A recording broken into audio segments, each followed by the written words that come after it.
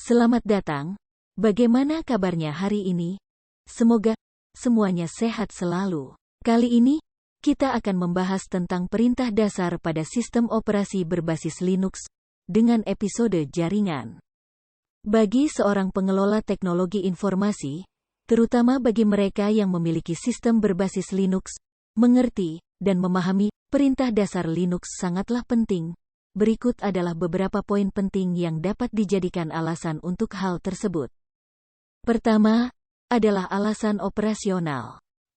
Tentu saja, sebagai operator sistem berbasis Linux, akan sangat membingungkan bila kita tidak mengerti dan memahami perintah dasar sistem operasi Linux, sedangkan yang kita hadapi setiap hari adalah sistem Linux. Kedua, adalah alasan pembangunan dan perbaikan sistem. Dengan mengetahui perintah dasar Linux, akan membantu para pembuat program dan aplikasi untuk dapat menginstal atau memperbarui aplikasi yang dibuat. Ketiga, adalah alasan keamanan sistem. Dengan mengetahui perintah dasar Linux, pengelola sistem akan sangat dengan mudah untuk melakukan peningkatan keamanan sistem, salah satunya dengan metode hardening. Selain itu, memahami perintah dasar Linux juga akan membantu pengelola sistem dalam membaca log apabila terjadi suatu insiden siber. Maka dari itu, langsung saja, marilah kita bahas apa saja perintah dasar Linux yang terkait dengan jaringan. Berikut adalah pointer yang akan kita bahas dalam episode kali ini. Yang pertama adalah konektivitas. Untuk mengecek konektivitas sistem dengan internet, dapat dilakukan dengan mengecek konektivitas sistem dengan suatu domain maupun alamat IP, dan hal ini dapat dilakukan dengan menggunakan perintah ping. Tuliskan perintah ping, spasi domain yang dituju.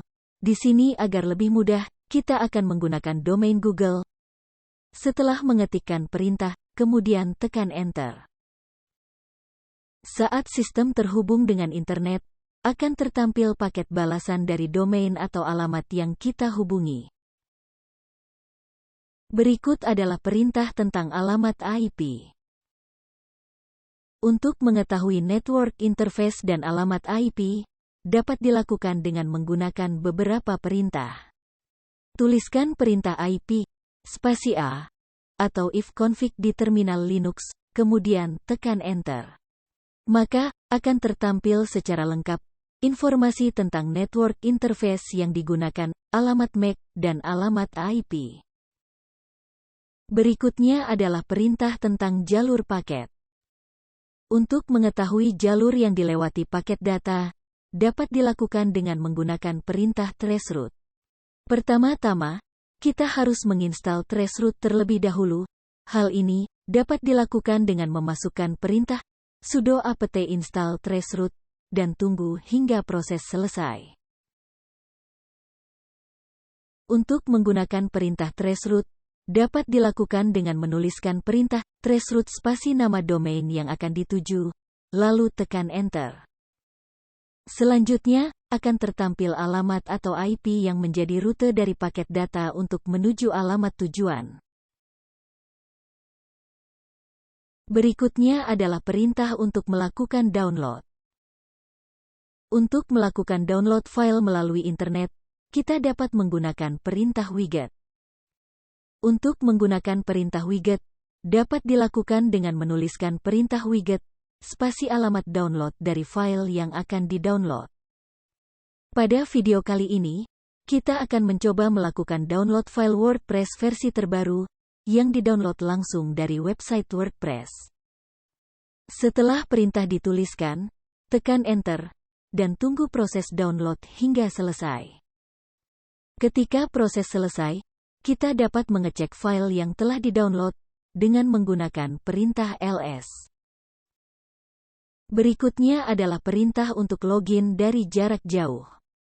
Sebagai pengelola sistem, terkadang kita diharuskan untuk login dari jarak jauh. Login jarak jauh dapat dilakukan dengan SSH. SSH sendiri memiliki dua mode, yakni dengan password dan dengan kunci publik. SSH dengan password dapat dilakukan dengan memasukkan perintah SSH spasi username @ alamat tujuan.